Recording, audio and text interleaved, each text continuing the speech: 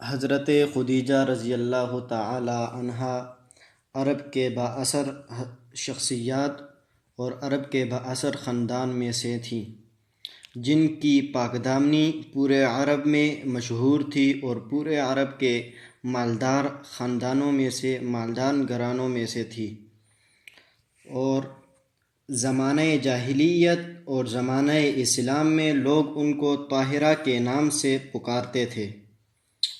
قریش جب اپنا قافلہ تجارت کے لیے روانہ کرتے تو حضرت خدیجہ رضی اللہ تعالی عنہا کسی کو بطور مضاربت اپنا مال دے کر روانہ کرتیں۔ جب حضور علیہ السلام کی عمر مبارک 25 سال کی ہوئی تو حضرت خدیجہ رضی اللہ تعالی عنہا نے حضور علیہ السلام کا تذکرہ سنا۔ لوگ حضور علیہ السلام کو صادق اور امین کا لقب دیتے تھے، اور حضور علیہ السلام کی صداقت کا تذکرہ پورے عرب میں مشہور تھا۔ تو جب حضرت خدیجہ رضی اللہ تعالی عنہا کو یہ بات پہنچی تو انہوں نے حضور علیہ السلام کی طرف ایک جواب بھیجا کہ آپ میرا یہ سفر، یہ میرا تجارت کا مال اگر آپ شام کے لے کر چلے جائیں تو یہ جو منافع ہے میں آپ کو المضاف یعنی دگنا منافع دوں گی۔ تو حضور علیہ السلام نے اپنے چچا ابو طالب کی مالی مشکلات کی وجہ سے یہ پیغام قبول کر دیا، اور حضرت خدیجہ رضی اللہ تعالی عنہا کے غلام میسرہ کے ساتھ شام کی طرف روانہ ہوئے۔ جب شام کی طرف روانہ ہوئے تو بصرہ پہنچے تو ایک سایہ دار درخت کے نیچے بیٹھے۔ وہاں ایک راہب رہتا تھا جس کا نام نستورہ تھا۔ وہ حضور علیہ السلام کو دیکھ کر آپ کی طرف آیا اور آپ کو دیکھ کر کہا کہ اے عیسیٰ ابن مریم کے بعد سے لے کر اب تک یہاں ان کے سوا کوئی اور نہیں بیٹھا، اور وہ نبی تھے اور ہم آج تک نبی کا انتظار کرتے آئے ہیں، اور یہاں پر کسی نبی کے سوا کوئی نہیں بیٹھا۔ اور حضور علیہ السلام کی آنکھوں میں سرخی دیکھی تو میسرہ نے کہا کہ یہ سرخی تو ان کی آنکھوں میں ہر وقت ہوتی ہے۔ تو یہ دیکھ کر نستورہ اپنے جذبات سنبھال نہ سکا اور اس نے کہا کہ ہوا نبی وہوا آخر الانبیاء، وہوا آخر الانبیاء، کہ یہی آخری امت کا آخری نبی ہے۔ پھر آپ خرید و فروخت میں مشغول ہو گئے۔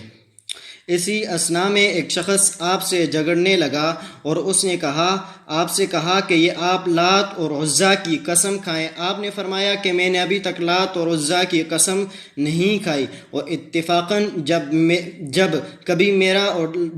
میں نے لات اور عزیٰ کی قسم نہیں کھائی تو اتفاقاً وہاں پر نستورہ لاہب بھی موجود تھا۔ تو اس نے یہ دیکھ کر کہا کہ بلا شک و شبہ یہ ایک نبی ہے۔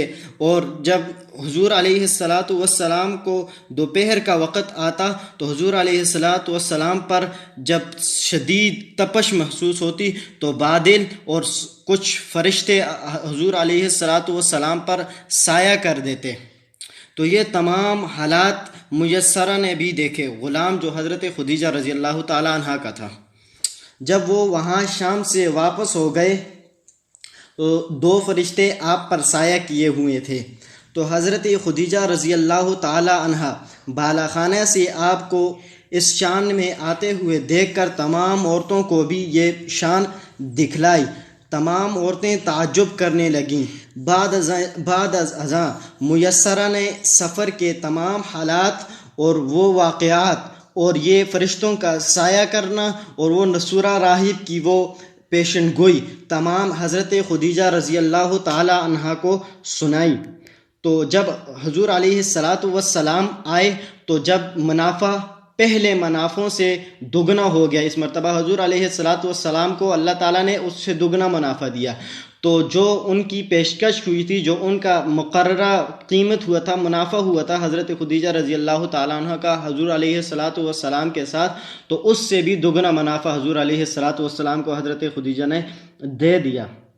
تو یہ تمام واقعات اور نستورہ راہب کا قصہ لے کر حضرت خدیجہ رضی اللہ تعالی عنہا اپنے چچزاد بھائی ورقہ بن نوفل کے پاس گئیں اور یہ تمام حالات و واقعات اسے سنائے، تو انہوں نے کہا کہ واقعی یہ وہی نبی ہیں جس کا ہم ابھی تک انتظار کرتے آئے ہیں، اور یہ عنقریب نبوت کا دعویٰ کرے گا۔